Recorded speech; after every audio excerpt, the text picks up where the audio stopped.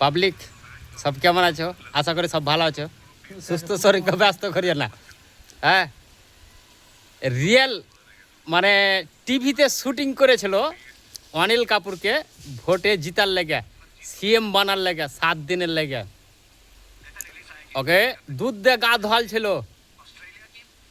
ওটা বয়ে গা ধোয়াল ছিল শুটিংয়ের লেগে, এটা তো সবাই জানো। আর রিয়েল হিরোতে খেসারি বাবু সালা দুধ দিয়ে গা ধোয়ালে। আর আরেকটা কথা কি, যে তারাজুল বাটখারাতে তারাজুল একদিকে পয়সা খুচরা পয়সা, আর একদিকে খেসারি।